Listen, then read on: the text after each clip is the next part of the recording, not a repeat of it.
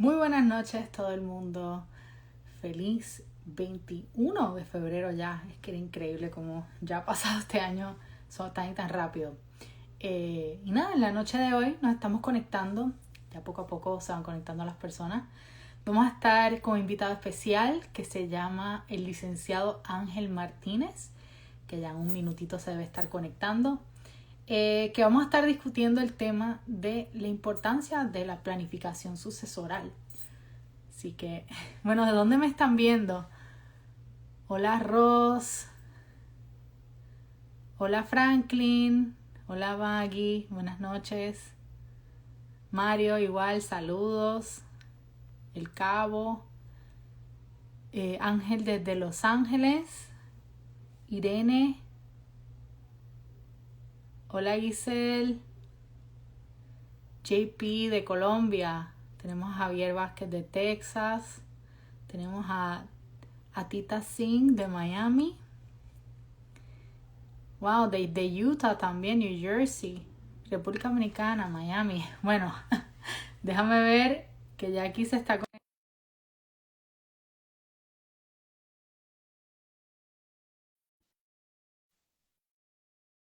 Déjame ver si se puede conectar.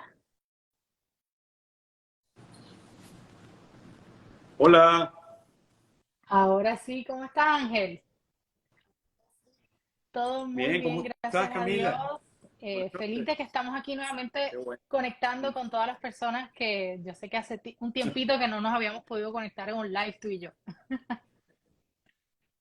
Sí, Bueno, pues así es. Así primeramente, es. gracias nuevamente por unirte a mí en este en vivo, que es tan importante, ¿verdad? Hablar de las cosas que vamos a hablar en la noche de hoy. Primeramente, obviamente, quiero presentarle a las personas que no te conozcan. Él es licenciado Ángel Martínez de Martínez Legal Firm. Si quieres hablarnos un poquito más de tu firma antes de entrar al tema. Bueno, gracias, Camila. Mira, sí, nosotros somos varios abogados. La firma Martínez Legal Firm está radicada en Miami, en la ciudad de Doral. Tenemos nuestra oficina. Nos dedicamos principalmente al tema de planificación sucesoral, pero también nos dedicamos al tema de inmigración y el derecho corporativo, el corporate law, que es el tema del operating agreement, que eso tiene mucho que ver con lo que ustedes están trabajando, que me parece, por cierto, fantástico lo que están haciendo, un seminario que vi por allí, muy bueno. Entonces también hacemos Excelente. prestamos ese Bueno, servicio. definitivamente se necesitan no solamente personas como yo, digo, personas como tú, o sea, especialmente aquí la comunidad hispana que vienen a este país y no saben todo lo que se tiene que hacer cuando se mudan para acá, ¿verdad? Acá las leyes no son iguales que en los países de Latinoamérica y especialmente cuando estamos hablando, ¿verdad? Por eso es tan importante el tema de la planificación sucesoral, de los testamentos, de los fideicomisos, que tanto la gente se vuelve loca pensando, pero ¿cómo yo puedo hacer eso?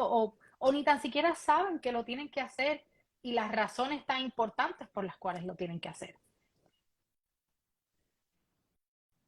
Sí, Camila, una de las primeras cosas que todos estos años hemos visto en la firma y que le recomendamos a las personas que nos escuchan es pierdan el miedo.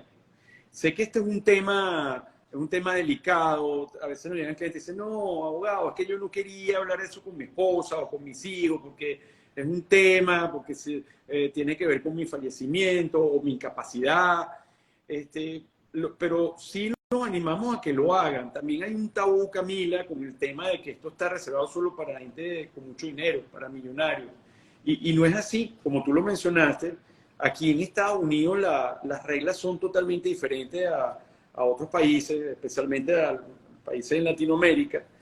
Y ahí existen los instrumentos que le van a facilitar la vida a usted y a sus seres queridos, aún no estando. Totalmente. Bueno, empezando nada más con el hecho de que, por ejemplo, cuando yo me mudé por primera vez en Miami, que fui a tener a mi hijo acá, me enteré que si tú no tienes un documento como un testamento, ¿verdad? Específicamente un testamento que estipule, por ejemplo, qué yo quiero que suceda con mi hijo en el día que yo no esté, en caso de que yo muera temprano, ¿verdad? Y que si mi hijo se quede y sea menor de edad. Lo primero que hacen, ¿verdad? Es llevarse al niño con servicios sociales. Y cuando yo me enteré de eso, yo salí corriendo y digo, oh my God, eso quiere decir que no es que se lo dan a la abuelita o a la tía después de que se muere el papá o la mamá, no, no, no. Se lo llevan y después es que entonces piensan y deciden a quién se lo van a dar. Eso es tan y tan triste. Y por eso es que estamos aquí, ¿verdad? Para hablar de algunos de estos temas. Bueno, sí, vamos a hablar de eso, pues vamos a empezar por allí, porque has tocado un tema muy sensible y tiene que ver con los hijos, sobre todo los hijos menores de edad, ¿no? Y por eso te decía que esto de la planificación sucesoral o estate planning no solo está reservado para gente con mucho dinero, simplemente usted va con su pareja o se va solo, agarra un avión y tiene hijos menores de edad, pues es recomendable que usted mediante un will o testamento nombre a quién va a ser el guardian, el guardián, el representante de los intereses de sus hijos menores de edad. ¿Qué va a pasar con ellos? ¿Quién los va a tener? Obviamente, si estamos hablando de una pareja casada que tiene sus hijos, bueno, hacen los dos el testamento y nombran a un familiar, un ser querido, cercano, de confianza, ¿no? Porque si no lo hacen, pasa eso. En primera instancia, ¿no? En primera instancia pasa eso. Después va a venir algún familiar que busque al menor, pero imagínense el trauma que significa para un hijo que está acostumbrado a estar con su padre o su madre, que eso ocurra. Entonces, mediante un testamento usted puede hacer eso. Usted puede hacer eso. Y es importante que el testamento, se fijen, y eso lo hablábamos tú y yo, Camila, que tenga validez, porque existen muchas compañías que ofrecen modelos, pero es importante que usted se asesore con un profesional, aunque sea 15 minutitos, y yo me pongo a la orden para eso, ¿sabe, Camila? Porque nos ha llegado muchos testamentos, llegan a la firma y resulta que son inválidos porque bueno, lo llevan al servicio social o lo llevan a la corte y dicen, no, mira, aquí falta una formalidad. Entonces, son Claro, cosas hay un que es importante proceso para prever. todo y no es como que un día yo me senté y escribí una carta y ya ese es mi testamento. Los famosos templates, sí, que son muy buenos, los hay muy buenos, pero es importante cuidar las Claro, formas, la bueno, formalidad aparte, del ¿verdad? Vamos a documento. hablar de lo que ¿qué es la planificación sucesoral? Obviamente hablamos de que idealmente es un plan que uno hace antes de fallecer para que haya una sucesión en la eventualidad de que eso suceda. Exactamente, o sea, eso es una planificación sucesoral, es un conjunto de herramientas jurídicas, legales, que le va a permitir a sus seres queridos pues, evitar, uno, el probate o juicio sucesoral en los Estados Unidos, que es costoso y engorroso, se tarda, se toma tiempo. Dos, minimizar el impacto fiscal, Paola, por la transferencia de los activos, lo que llaman el estate tax o impuestos sucesorales. Y tres, no dejar que la ley del Estado decida por usted. Es decir, cualquiera de estos instrumentos que vamos a hablar ahorita, si usted lo implementa, hay un ejemplo y nos ha pasado mucho, y esto se los quiero compartir porque es interesante. Por ejemplo, en el estado de la Florida, la comunidad, el matrimonio de hecho no está reconocido, lo que llamamos el concubinato, no está reconocido y no han llegado parejas, bueno, no ha llegado la persona, la pareja sobreviviente, que mira, lastimosamente, después de 30 años estando con su pareja, no le corresponden nada. Y los hijos, porque a lo mejor tuvieron hijos de otro matrimonio, de otra relación, se quedan con todo y no le reconocen nada. Entonces, esto es lastimoso, tú lo dijiste al principio. Si desconoces la ley pues, y no tienes ninguna herramienta de esta, pues te puede pasar ese tipo de cosas.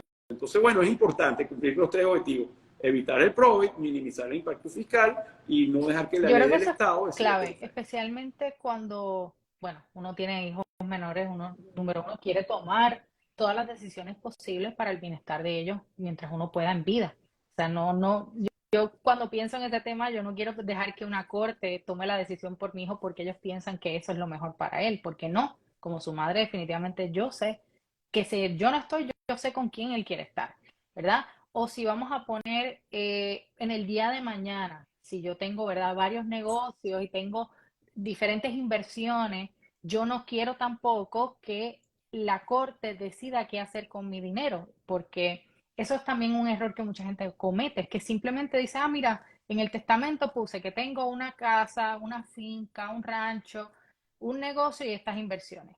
Y quiero que todo eso se lo den a mi hijo y a mi esposo cuando yo me muera. Pero no es así, no es así de sencillo, ¿verdad? ¿Cuáles son esos procesos para uno evitar, número uno, que caiga primero en la corte porque sucede, que congelan todo, lo primero que hace la corte si no existe, por ejemplo, un fideicomiso y otras cosas, ¿verdad? Ujú. Bueno, el primero es el trust o fideicomiso, porque el trust o fideicomiso evita el probate. Ese, digamos, se cumple el primer objetivo. Lo segundo, el testamento, perdón, el trust, le permite a usted un grado de confidencialidad importante, porque el trust no es una compañía, Camila, como la gente piensa. No, eso que ustedes han elaborado, es muy bien, porque cumple con una función de protección patrimonial de las compañías abajo, la LLC y una corp que sea el holding, y arriba el trust. ¿Por qué arriba el trust? Porque el trust es un contrato privado que no está registrado en ningún sitio. Requiere unos requisitos, unas formalidades importantes, pero con el trust usted va a evitar que justamente al final usted planificó, hizo una excelente planificación patrimonial de su empresa, pero al final le va a entregar las acciones o va a compartir con el Estado Claro, las acciones. ¿Entiendes? Entonces, esas acciones llegan al trust o al fideicomiso y usted mientras viva, usted va a seguir disponiendo de sus activos, sus acciones, sus inmuebles, lo que usted quiera. Pero cuando usted no esté, a diferencia de un testamento, como tú lo mencionaste ahorita, puedes condicionar la entrega, la administración de esas acciones, de esas compañías o del activo que usted tenga en el trust para que un hijo suyo, por ejemplo, de 18 años, no reciba todo en un solo golpe.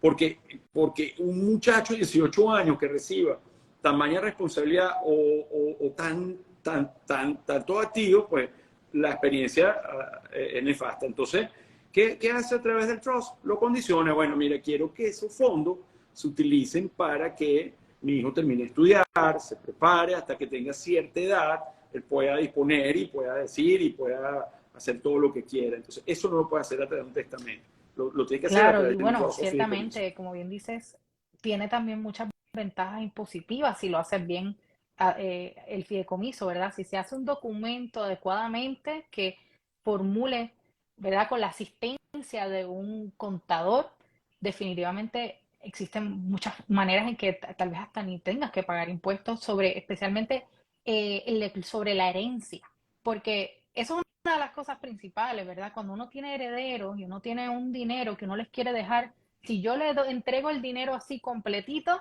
¿qué es lo primero que hacen? Dice, ah, sí, espérate, el gobierno te va a decir, por lo menos el 20%, el 15%, eso es mío. Eso es lo primero. Él va a tener sus hijos o sus seres queridos a quien usted quiera nombrar en ese fideicomiso. Por cierto, en el trust usted puede nombrar a quien usted quiera como beneficiario. Va a pasar por caja, como dices tú, va a pasar primero, ven acá, págame primero el 20 hasta el 40%, Camila, en el caso de cuando el acervo hereditario es más de $1 millón, es el 40%, ¿no? Y existe una gran diferencia entre los que somos ciudadanos, residentes o hacemos vida en los Estados Unidos y los extranjeros. Por ahí vi un señor en Argentina, por ejemplo, que estaba participando. Hay una diferencia enorme, Camila, en el tratamiento. Para los ciudadanos residentes domiciliados en los Estados Unidos, existe un crédito fiscal de impuesto sucesoral de $12.060.000 a la fecha. Eso va a bajar a partir del 1 de enero de 2026 a 5 millones para la inflación. Se prevé que sean unos $7 millones. Un crédito fiscal para los que somos ciudadanos residentes o hacemos vida en los Estados Unidos. Estamos domiciliados en los Estados Unidos. Pero para los extranjeros, el crédito fiscal es solo de $60.000. Entonces, tenemos muchos clientes que eso, bueno, obviamente Estados Unidos es el país que cobija las inversiones, pero el típico ejemplo, compran casas, compran inmuebles como inversión y lo tiene a nombre personal. Es un grave error, es un grave error. En esos casos también hay otros instrumentos como empresas, no solamente las domésticas, sino Claro, extranjeras. Es importante para una persona que vive afuera que la empresa, que una empresa extranjera sea la dueña de la empresa de la acción de aquí, por ejemplo, para que bloquee el tema fiscal, ¿no? Entonces, están los fideicomisos, están las empresas propiamente dicho, son instrumentos, hay fideicomisos extranjeros, Camila, dependiendo si la persona vive fuera, y hay un sinfín de otras claro, las estrategias que se herramientas pueden están implementar. para uno organizarse y uno, yo le digo, no es evasión de impuestos o no es, es utilizar la cabeza para pagar los menos impuestos posibles porque uno no le quiere regalar dinero al gobierno así porque sí. O sea, si me estás diciendo que de nada más sobre la herencia me pueden quitar hasta un 40% de $1.000.000, estamos hablando que, o sea, mi hijo terminaría recibiendo $600.000 de $1.000.000. Eso es horrible en ese sentido. Si yo le quiero dejar una cantidad, yo quiero conservar esa cantidad. Sí, y bueno, importantísimo lo que acaba de decir. Aquí no estamos tratando ni aconsejando que la gente evada impuestos, pero es que la misma ley, la legislación te da las herramientas. Lo que pasa es que las desconocemos, ¿sabes? Entonces, ese es el problema, que las desconocemos y no las aplicamos como debe ser. Y no es un tema de meterle miedo a la gente, es un tema de que las cosas pasan, Camila. O sea, lamentablemente todos nos vamos a ir en algún momento. Entonces, eso es importante, que la gente tome en cuenta Claro. ese tipo de No, herramientas. no te quería También están, preguntar, ¿verdad? ajá, Porque adelante. volvemos al tema de que existen las herramientas, pero muchas personas no lo hacen por falta de conocimiento o porque piensan tal vez que no es para ellos, como bien dice. Pero si alguien hoy por hoy quiere comenzar un proceso de planificación sucesoral, ¿cuáles son los documentos primeramente que tiene que tener a la mano para comenzar el proceso? Ni tan siquiera para decir si que quiere un fideicomiso, no, para simplemente comenzar un proceso y saber qué tiene que tener a la mano. Lo que tiene que tener, lo primero es valentía. Y disculpen que insisten en esto para que tomen el paso, ¿no? Y lo segundo, bueno, mire, deben tener al menos, hay muchos niveles de planificación, pero por lo menos un testamento deben tener. O sea, si su situación no lo amerita o simplemente usted no es accesible por el tema de los horarios, los gastos, qué sé yo, hacer un testamento, un trust o un fideicomiso, puede hacer un testamento. Un testamento es un documento más sencillo. Obviamente, si usted tiene hijos pequeños, no le recomiendo que haga un testamento, pero puede hacer eso. Y lo que tiene que tener a la mano es su licencia o su pasaporte. Si no vive aquí, bueno, y los datos de sus seres queridos para nosotros Tenía, instrumentarle pues, los documentos creo que que tengo una necesita. pregunta acá de Salim, dice que si el familiar con el cual uno quiera, por ejemplo, dejar por escrito, con quien quiere dejar a su hijo, ¿tiene que tener algún estatus legal en Estados Unidos?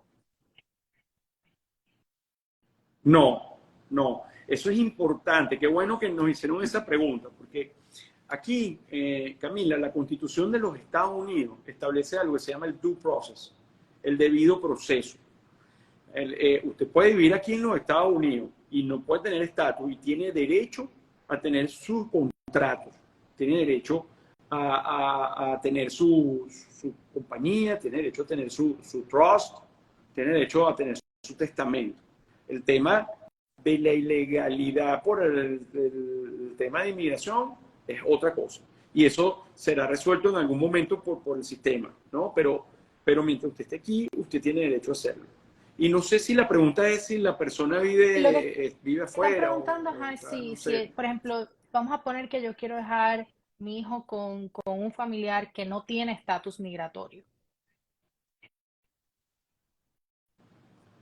Ah, ok, sí, lo puede dejar, no hay ningún problema. Entonces, creo que tengo, acá me dice, el familiar puede vivir incluso en otro país y el niño puede ser enviado con algún pariente que lo pida preferencialmente. Sí, siempre y cuando, o sea, el tema de la designación del guardián de su hijo es algo muy importante. Pero obviamente puede ser, y siempre el Estado, por ejemplo, en el caso de Florida, va a prevalecer un familiar que cualquier institución del Estado, ¿no? Y puede vivir en donde sea, en cualquier parte del mundo. Esa persona, eso sí, va a tener que venir, si el niño es menor, va a tener que venir a buscarlo, pero con presentarse. Entonces, por ejemplo, en estos días tuvimos un caso, Camila, que se presentó la persona y el nombre estaba mal puesto. O sea, entonces no coincidía con el ID de la persona. Entonces, al final se logró que se solventara porque se demostró que era la intención de la persona que dio el testamento. Obviamente no está la persona, porque si tú estabas utilizando el testamento, porque ya el testador pues ya no está aquí con nosotros, pero pues logramos demostrar que eso ocurriera. Pero nos Y tardamos como eso, un mes para estás eso. hablando de algo tan clave, porque el primer problema que tenemos, ¿verdad? Los latinos en Estados Unidos, es que tenemos 800 nombres y apellidos. Como 3 o 4 apellidos, 5 nombres, y todos están en un documento oficial. Ahora, a mí solamente me llaman por mi primer nombre y mi primer apellido. Y si ese nombre es lo que escriben, ¿verdad? Solamente un nombre y un apellido en un documento legal, en esencia, en teoría, esa persona no soy yo. ¿Por qué? Porque legalmente tengo 5 nombres y 17 apellidos. Sí, valga el tip. Entonces, lo primero que tienen que hacer en los documentos, asegurarse que las personas que aparecen como guardianes o beneficiarios, o como usted quiera llamar, correspondan con el ID legal de esa persona, bien sea si vive fuera del pasaporte. Aunque esté vencido, Camila, no importa, pero que esté allí el mismo nombre que refleja, y en el caso de los que se mueven aquí en Estados Unidos, la licencia, la licencia de conducir, eso es Claro importante. que Por sí. ahí veo otras preguntas, Camila, pero antes de entrar en las preguntas, quería hablarte de algo muy importante que no tiene, de otro documento, que no tiene que ver tampoco con que usted sea millonario, tenga dinero y tenga activo, que es el Designation of Healthcare Surrogate. ¿Te acuerdas que lo estuvimos comentando? Eso tiene que ver un poco con lo de los muchachos también y adultos. Y aquí en los Estados Unidos existe una ley federal, ese documento se llama HIPAA también, con H, que eleva la información médica a un grado de confidencialidad importante, bueno, a nivel federal. ¿Qué pasa? Ocurre que hay muchachos que cumplen los 18 años, y cuando su hijo cumple 18 años, usted pierde la guarda sobre su hijo, porque legalmente ya se emancipó, cumplió 18 años. Entonces, ese muchacho va a las universidades o se muda, qué sé yo, se va, y si le tiene un accidente, usted como padre no tiene derecho, y el hospital, los médicos no le van a dar la información en caso de un accidente de usted, y mucho menos le va a permitir que usted autorice un tratamiento médico.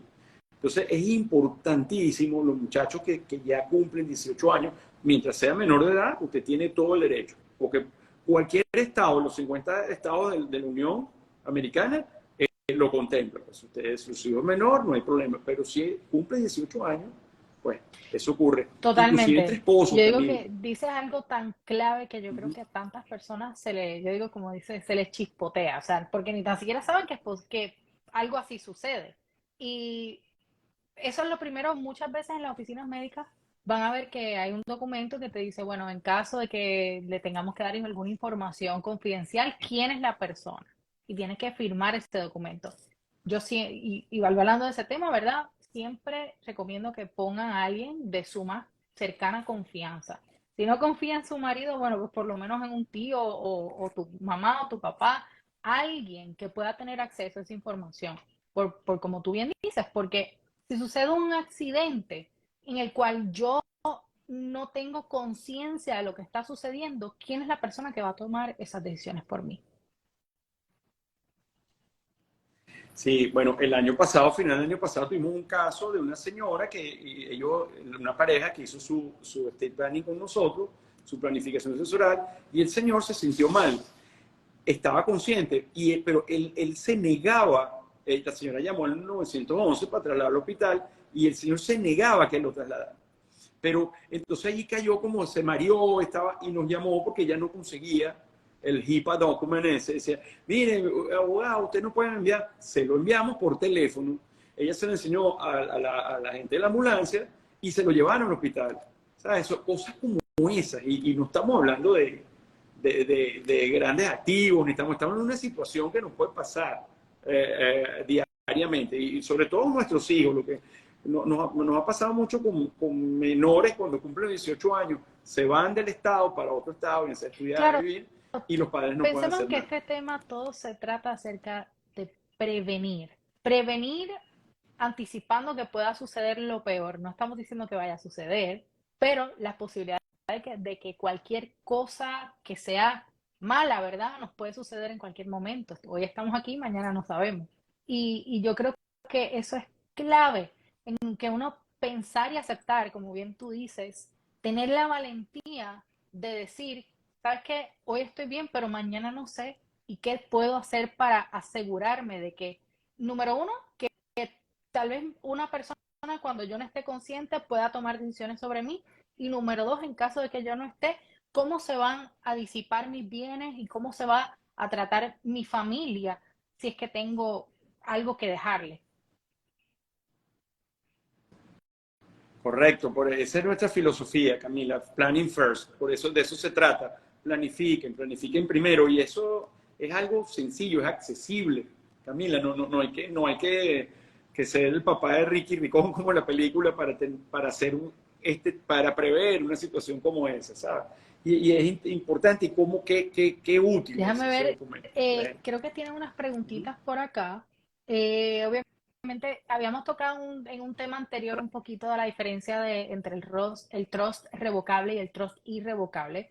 Si quieres hablar un poquito de eso, porque tenemos un video dedicado completamente a ese tema. Sí, claro, cómo no. Mira, el trust revocable, como su palabra bien lo dice, lo puedes enmendar, lo puedes revocar, puedes cambiar.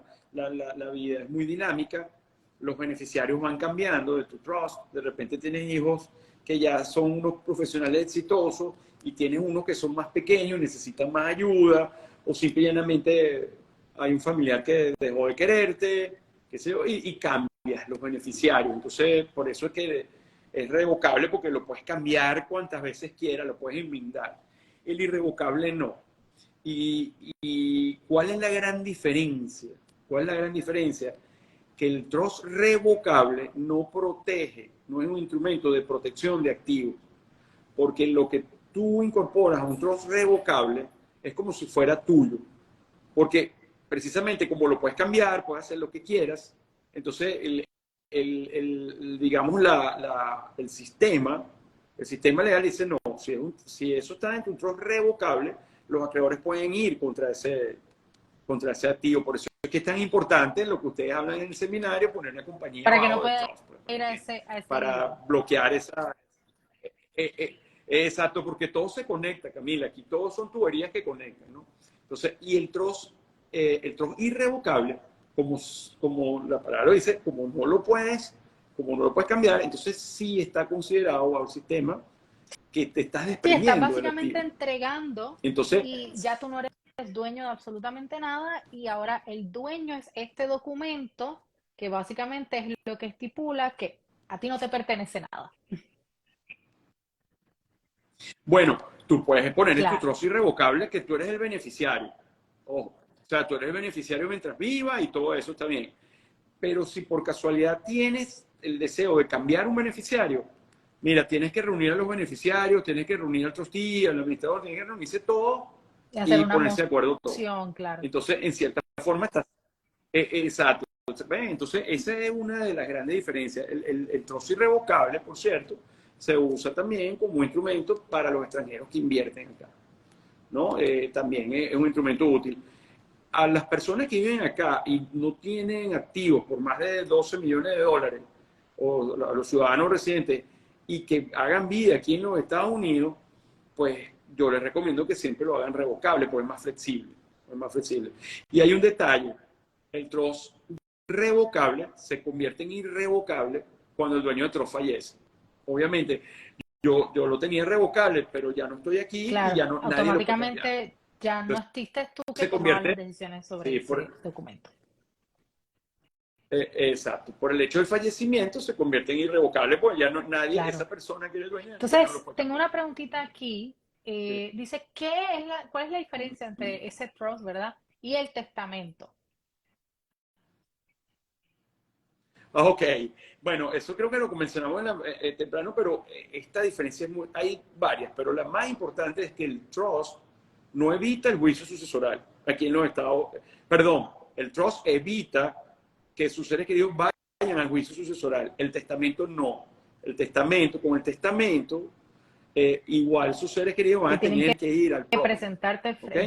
frente a un juez. A, Y ahí a entonces la se corte de decide Freud, qué se va a hacer con correcto. cada uno de los bienes que pertenecía a esa persona que falleció.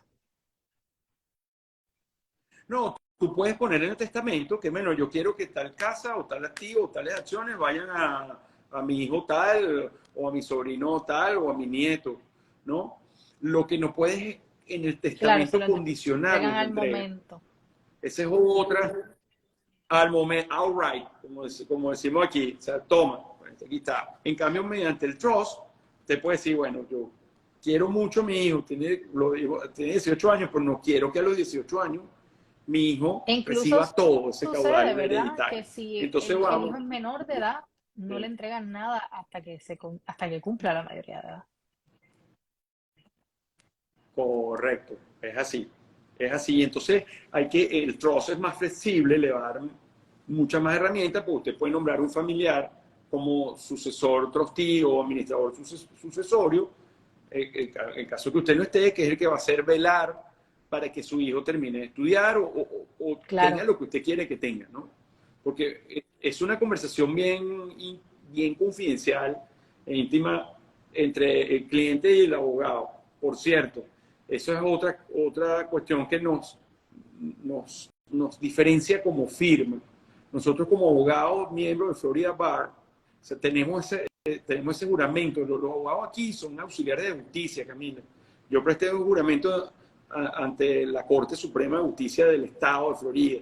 Entonces, es un tema bien delicado el tema de la confidencialidad claro que yo creo en que esta las área del personas lo derecho. tienen que tener bien claro, que cuando hablan con un abogado, este abogado por juramento tiene un deber de mantener confidencialidad sobre todo lo que usted le cuente a ese abogado. O sea, no es como que el abogado le habla contigo y después va a decírselo a otro abogado, necesariamente a menos que sea parte de la firma y estén todos ayudándote a tomar una decisión a base de lo que tú quieres hacer, pero no se lo va a contar al primo, ni al cliente, ni al... O sea, es que eso es algo también que la gente tiene que entender, que no existe esa competencia, ¿verdad? En el sentido de que yo te cuento algo como abogado y tú tienes un deber Correcto. judicial por juramento que tú me tienes que honrar a mí tu confidencialidad.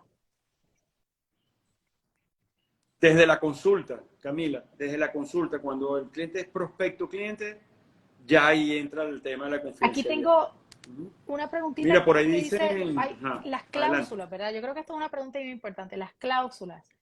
¿Existen para que el guardián pueda usar ese dinero como se debe ser? Sí, inclusive puedes ponerle un guardián al O guardián. sea, un babysitter, al Sí, babysitter. claro, Ok. claro, pues, claro, puedes poner un supervisor y en caso de que no tengas una persona, porque eso es otra cuestión que en la firma hemos tratado de solventar, de solucionar, que es el tema banco como administrador, como trustee de un trust, ¿no? En estos días tuvimos una reunión muy buena con una entidad financiera aquí en Florida, porque les planteamos a quienes atendemos clientes, el departamento de Wealth Management, y estuvimos planteando el tema de lo que pasa con las personas que tienen capital bajito. Le dijimos, ustedes no pueden prestar un servicio de administrador del trust cuando las personas, porque a veces las personas no tienen familiares de confianza, ¿sabes? Para darle esa importante, para delegar esa importante función. Entonces, bueno, hablamos con un banco, mira, estamos hablando de honorarios de $2,000, $2,500 al año, que quizás siempre, porque hay bancos que cobran horrible, o sea, cobra muchísimo, pero mira, eso nos pareció algo razonable. En caso que usted no tenga a alguien, pues pueda nombrar un banco como trustee, como administrador de su trust, y ese banco tenga la plena seguridad que le va a cumplir al pie de la Claro, porque letra es un lo que tercero allí y es establece. completamente neutral.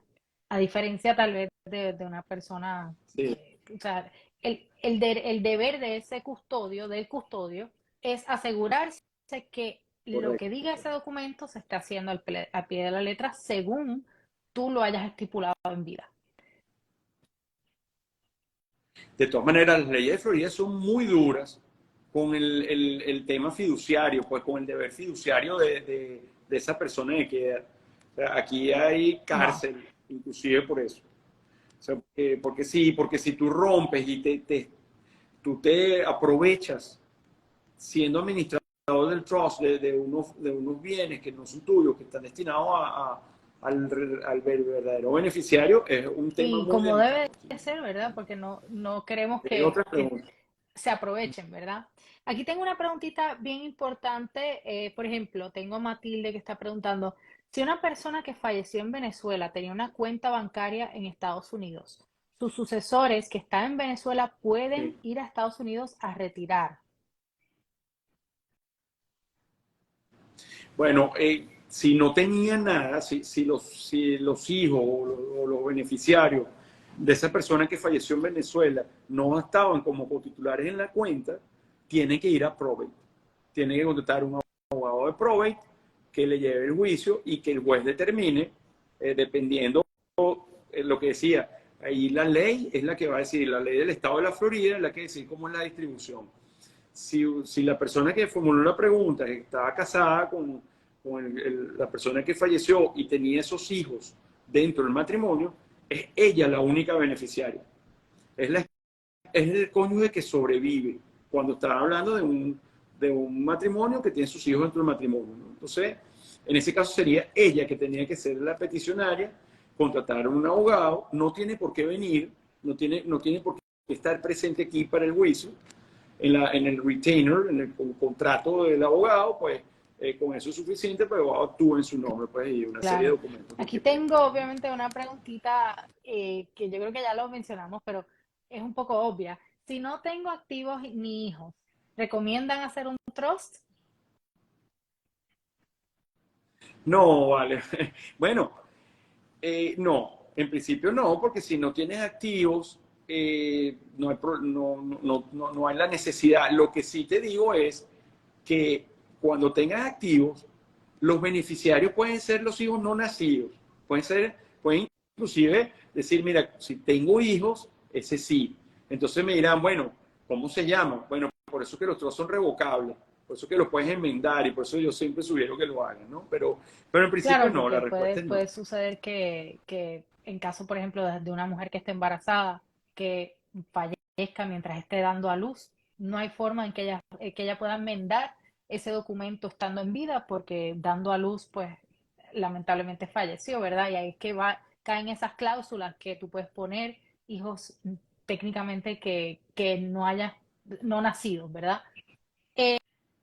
También tengo una Correcto. preguntita aquí, o sea, bueno, aclarando para básicamente darles una perspectiva. Me encanta decir también que los trusts o los fideicomisos los miren como una cajita fuerte, donde ahí van a poner sus cosas más preciadas.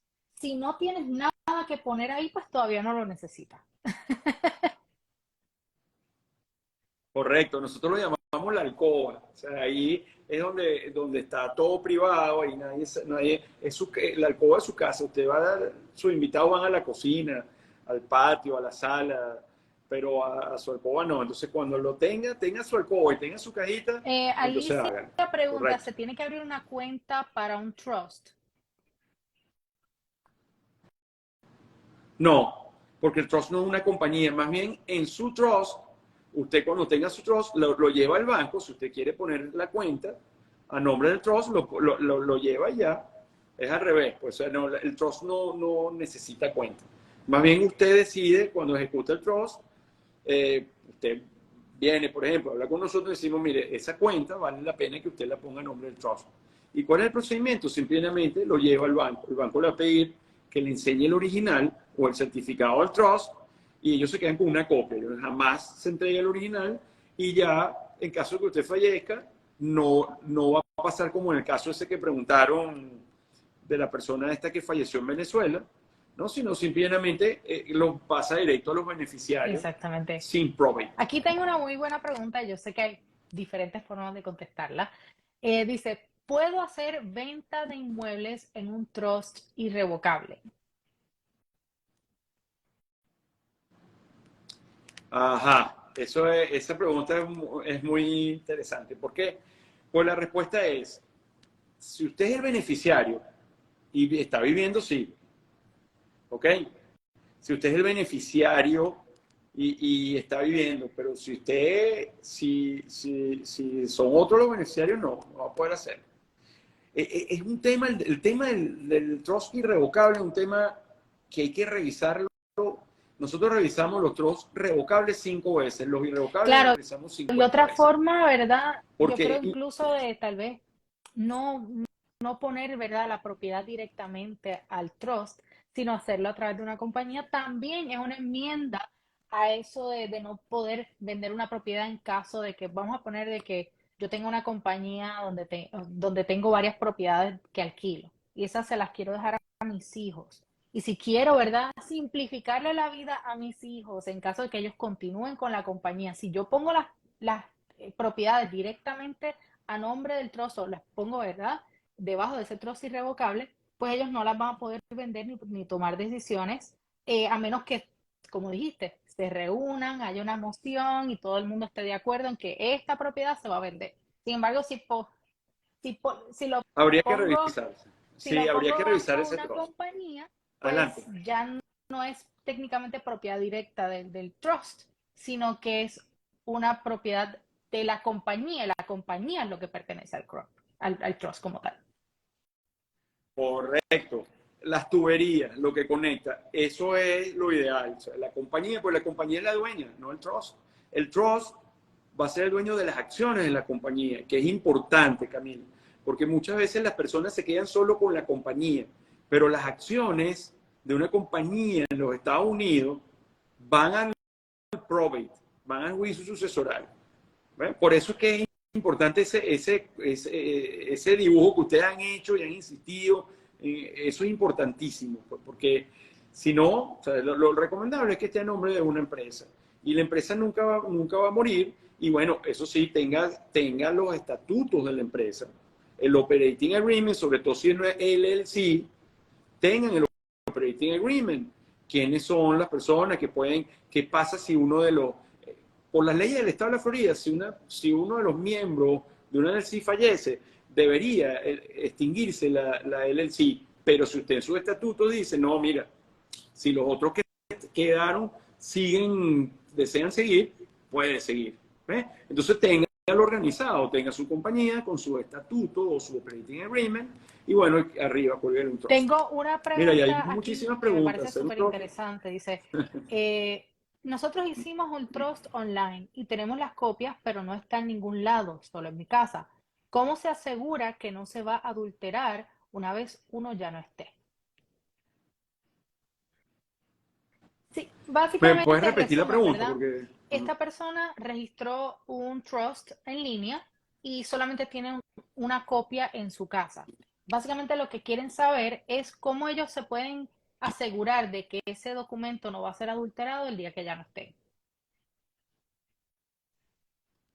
bueno, es importantísimo que si usted lo hizo en línea, supongo que está en el exterior y la notarización se hizo por medios digitales, que se pueden hacer las notarizaciones por medios digitales. Entonces, a usted le debe haber llegado una copia, una copia, pero la persona a través de quien hizo usted el trust, el abogado, alguien que debe tener el original, debe tenerlo, usted debe tener su firma y la notaría se le debe haber presentado digamos, el documento y en base a ese documento hizo la notarización digitalizada. Entonces, mi recomendación es que recupere siempre el original y tenga copias, digitalícela y tenga copias. Nosotros en la oficina siempre, en la firma, mantenemos en discos separados, inclusive físicos, y en nube también, pero físico, sobre todo, por el tema de la confidencialidad, Que eso un es respaldo de todos importante, la nuestros clientes. duplicidad y siempre tener más de una copia. O sea, si lo hizo online, para mí definitivamente pienso que debe existir una copia en algún lugar, ya sea por la persona que le asistió en el proceso Ah, o por el notario o incluso, ¿verdad? Si fue una compañía como tal, esa compañía debe tener idealmente una copia. con mucho gusto nos pueden escribir y nos pueden, sí, con mucho gusto podemos revisar y podemos dar digamos, la guía hasta Bueno, el final para que me resuelvan está esa preguntando aquí situación. como cuánto tiempo aproximado tarda el proceso de hacer un plan sucesoral y cuántos estimados de costos, ¿verdad? Hablemos un poquito de verdad del proceso. Ok, mira, usualmente lo más rápido que puede durar un proceso de esto, con fideicomiso y los documentos que hemos hablado, estamos hablando de unos 15, 2 semanas, es lo, digamos, y es depende del back and forth, porque el cliente al principio uno se reúne, ¿cómo es el proceso, Camila? Nosotros tenemos, le explicamos al cliente el alcance de nuestro trabajo, nos contratan y entonces tenemos una reunión primera reunión que es de guía, que es la reunión, digamos, una de las más importantes, porque ahí, mire, la gente nos pregunta, mire, ¿qué hace la gente usualmente? O mire, ¿usted qué opina? Bueno, esa es la decisión del cliente, ¿no? Pero usualmente le decimos, mire, hay por ejemplo, parejas que dicen, si yo me voy primero, el que quede con todo el poder y que quede con todo el beneficio, mi esposa o mi esposo, que me sobrevive, que siga disfrutando de todo. Hay parejas que dicen, no, yo si me voy yo primero, que sea mi esposa y mis hijos, o mi esposo y mis hijos, que se tengan que poner de acuerdo, ¿no? Entonces, es dependiendo del back and forth. Hay trust que hemos tenido, hay familias que han tenido problemas porque quieren nombrar un nieto que es el que más los consiente, que es el que más los cuida, lleva a los abuelos, los lleva y los trae, entonces quieren beneficiarlo más, pero entonces ahí hay uno de los abuelos que dice que no, entonces, pero más o menos entre 15 días hasta puede durar 2 meses el proceso, pues, y hasta más. Pero más o menos entre 15 días a un mes ya debería tener su Excelente. planificación Aquí lista. tengo también, Cata está preguntando, que si hace un trust con un abogado en la Florida, si es válido en Texas. No, no, o sea, si usted está en Texas, la recomendación es que lo haga con un abogado de Texas, ¿no? Si está domiciliada en Texas, ¿no? O sea, porque lo que, digamos, priva en la jurisdicción, en la jurisdicción es donde usted está domiciliado. Si está en Texas, mi recomendación es que lo haga allá. Lo que sí puede hacer con nosotros es el HIPAA document, si tiene hijos, porque es federal, es un documento de aplicación de ley federal, y Y entonces lo puede hacer hablemos, cualquier ¿verdad?, abogado en de que cualquier si, estado. por ejemplo, estoy domiciliada ahora en la Florida y mañana me quiero mudar a otro estado. ¿Qué sucede con ese fideicomiso? Bueno, no hay ningún problema. Usted puede domiciliar el fideicomiso. Usted simplemente lo que hace es que si usted cambia, si usted vive en Florida y se va para Texas, cuando esté en Texas, usted lo que va a hacer es como domesticarlo en Texas. Pues bueno, mire, el abogado que está en Texas lo revisa, dice, hace como una certificación, bueno, sí, esto cumple, esto sí, esto no. Entonces esto lo enmienda y ya no, Así no hay ningún problema, no que se va a quedar simplemente sin se hace un trust. ajuste para llevárselo con usted al estado donde se encuentre. Lo, lo, como lo nacionaliza. Recuerden que aquí los estados son como un país dentro de los Estados Unidos. Cada estado tiene su poder ejecutivo, legislativo y judicial. Entonces, es por eso que lamentablemente a las personas de Texas no podríamos Claro. ayudarla aquí desde Tengo Florida. también una pregunta, por ejemplo, ¿qué pasa si no existe un trust o un testamento y se muere uno de los cónyuges? ¿Podría el otro vender sin problema después de la muerte de uno? No, si no tiene, no. Hay una figura, Camila, en todo Estados Unidos, una forma de tener una propiedad que se llama el Joint Tenancy with Right of Survivorship, que es el derecho a la tenencia después con derecho a sobrevivencia. Esa es más o menos la traducción, ¿no? Si usted tiene el título, el deed valga se escribe D-E-E-D, el deed, que es el título de propiedad. Si lo tiene el nombre, si está a nombre de su esposo, pues usted va a tener que buscar un abogado de probate para que la corte, mediante una orden o una sentencia, le asigne a usted el derecho de ser la propietaria, salvo que Claro, tenga no otra cuestión existe como tal esta que le cosa dije. porque yo diga, ay, te lo quiero dejar y yo te lo dije. Si no está por escrito, no existe. Aquí los testamentos hológrafos, ni los trusts, o sea, eso que sale en las películas de que, no, mira, yo me estoy muriendo, dame una hojita aquí, eso no es válido. Eso es inválido. El testamento E incluso, hológrafo, en el y caso Freedom, piénsenlo es de esta inválido. forma, que es algo que yo Totalmente siempre inválido. le digo a todas las personas, incluso a mis familiares, les digo, lo que tú me digas en vida que tú quieras hacer conmigo el día que o sea, que tú me quieras dejar, ¿verdad? El día que tú te mueras, no es válido a menos que yo lo vea en blanco y negro. ¿Por qué? Porque el día que tú te mueras no vas a estar aquí para comprobar nada. Y aquel va a decir, Por ahí preguntan, mira, por ahí preguntan precio, depende, Anaya, o sea, es depende, o sea, como les dije, depende de lo que ustedes necesiten. Con mucho gusto, nosotros estamos a la orden, nos pueden escribir a nuestro DM, no hay encantados, le respondemos y bueno, hacemos una cita y le decimos, dependiendo de lo que ustedes quieran hacer. Esto insisto, esto no está diseñado solamente, esto no está creado, el sistema no crea esto solo para la gente que tiene mucho dinero. Entonces, dependiendo del nivel de planificación, pues hay diferentes tipos de... bueno, creo que tengo una preguntita aquí. Por ejemplo, si dos hermanos son dueños de una casa en Miami y uno muere y no hay testamento, ¿qué me recomienda hacer al hermano vivo? Bueno, no es que le recomiende, lo que No hay tiene que hacer es alternativa. el probate. O No hay sea, alternativa, ¿sí? si no hay No hay opción. testamento, vas a Obviamente, ya. si no hay trust, vas a corte.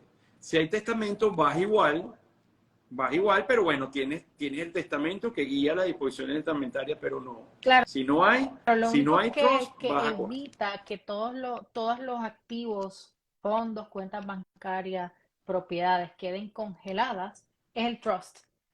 De lo contrario, igual se tiene que validar el testamento. Si es solamente un testamento, por lo menos existe un documento, ¿verdad?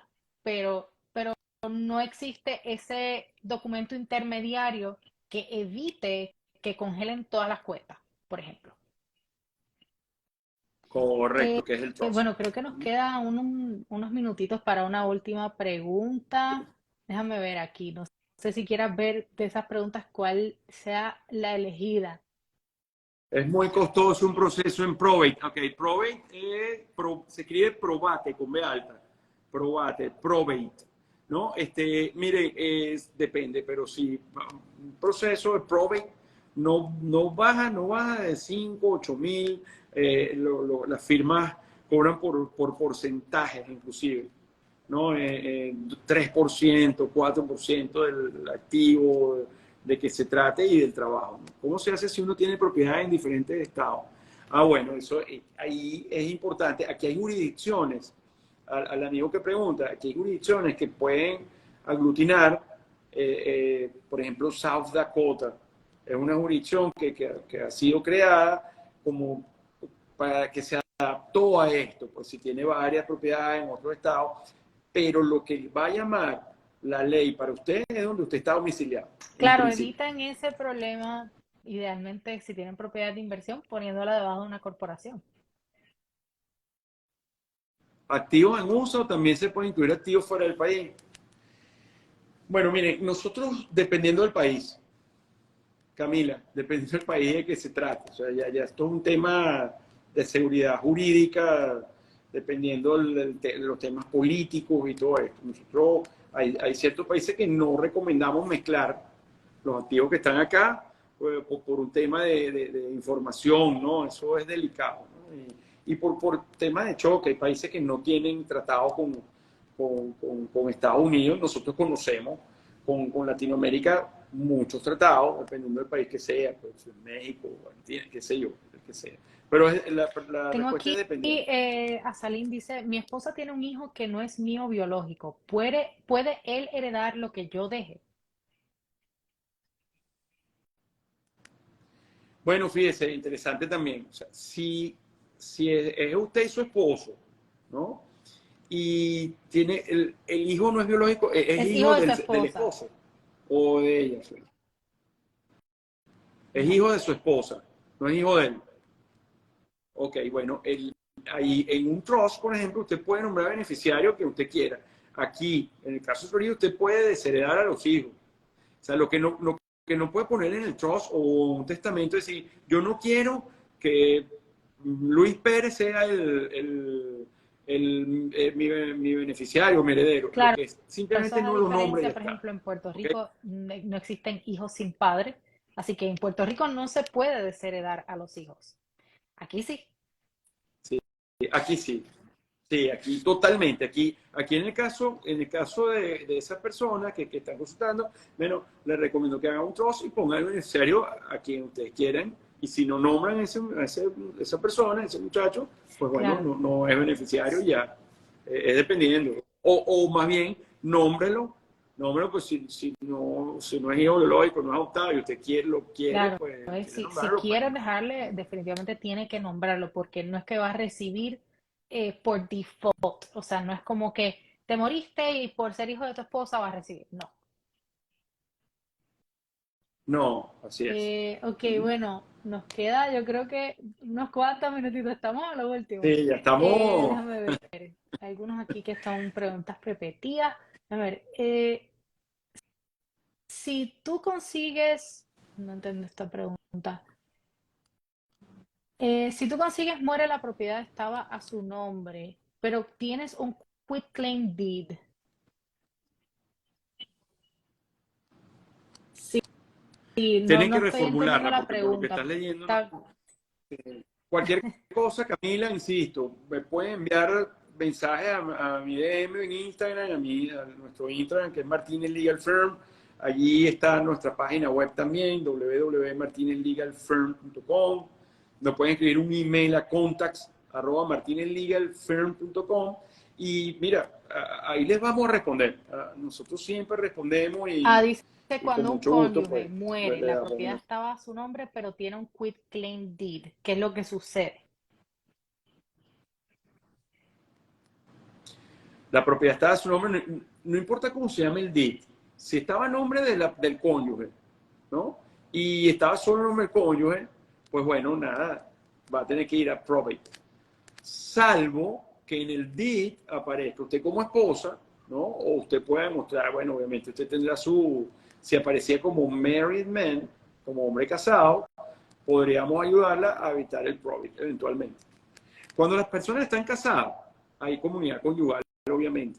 Y aquí en Florida también hay una figura, eso Y que también estén hay que casados tomar en cuenta, sin ¿no? Entonces, necesariamente un documento que se llama el prenup. marriage, el prenup, sí, señorita, sí, así es, señor. Muy bien, así es. El prenup es un instrumento de planificación también, Totalmente. patrimonial Es porque hay personas que ya, oye, patrimonial. si ya yo tengo un patrimonio, vamos a poner que yo construí múltiples millones de dólares y me estoy casando con una persona que no hizo nada, ¿verdad? Yo quiero proteger de alguna forma porque uno conoce, uno quiere ahora a las personas que nos topamos en nuestra vida, pero nunca sabemos, ¿verdad? 100%, ¿verdad? ¿Qué es lo que puede suceder? Uno se protege, ¿verdad? Esos activos con un documento que es antes del matrimonio. Lo, lo, Esas son las bondades y las utilidades de toda planificación, Camila. Y un poco para cerrar, es eso. O sea, si usted planifica, usted deja todo listo, esos problemas no van a ocurrir. No va a tener que ir a probate. Nadie va a pelear, porque nadie pelea con alguien que no está, con alguien fallecido. O sea, en todo caso se puede poner muy bravo o muy triste, pero eso no es una pelea que se va a Claro. ventilar en una corte. Y antes ¿Sabes? Porque de, ya usted antes, o designó sea, a su literalmente beneficiario. puede, hay veces que obviamente hacer todo este esquema de fideicomiso, varias empresas, organización, todos estos documentos, procesos legales, puede ser, ¿verdad? Que si tienes un montón de dinero te cueste, ¿verdad? Mucho dinero poder organizar todo un plan sucesoral. Ahora, si tienes una casa, pues no va a ser lo mismo que si tienes tres empresas de varios millones de dólares. Pero en resumidas cuentas, Mira, y están preguntando, Camila, Vamos mira, y quiero, por lo civil aquí en UCI, quiero hacer un trust, tenemos que casarnos. No, haga el trust y ponga beneficiario a su pareja, y ya está, o viceversa, y ya está, con eso ya Claro. no tiene que casarse. Lo que sí es importante es que si no hace el trust y fallece, pues su Resumidas cuentas, pareja te no va va a a recibir costar nada. mucho menos planificar ahora que dejarlo a que la corte toma la decisión.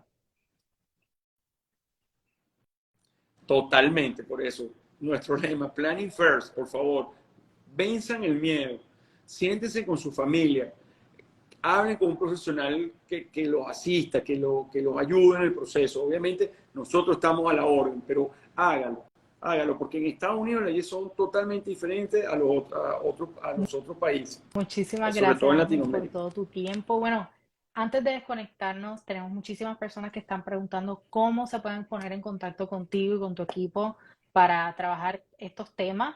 Número uno, obviamente, en ciertos temas tienen que estar en la Florida para estatus migratorio y otras cosas, no necesariamente. Así que si nos quieres hablar y darnos tu información de contacto, Claro, cómo no, el Instagram es Martínez Legal Firm. Ahí nos pueden enviar mensajes por DM y les responderemos. Al email contacts, termina en s, arroba martinezlegalfirm.com, o a través de nuestra página web www.martinezlegalfirm.com. Nosotros estamos, como les dije al principio, radicados en la ciudad de Doral, en Miami. Nuestro número es el 305-260-6036 también. Con mucho excelente. gusto Y ahí les sí, atendemos. para las personas que están preguntando, este live está quedando colgado, así que lo van a poder ver y contactar definitivamente al licenciado y a su equipo. Nuevamente, gracias y espero que nos podamos volver a conectar nuevamente pronto porque hay tantas preguntas que simplemente una hora no nos da. Gracias, Camila. Muchísimas gracias por la oportunidad y Claro, pues. recuerden, planning Bueno, first. buenas noches y nos vemos la próxima. Bye.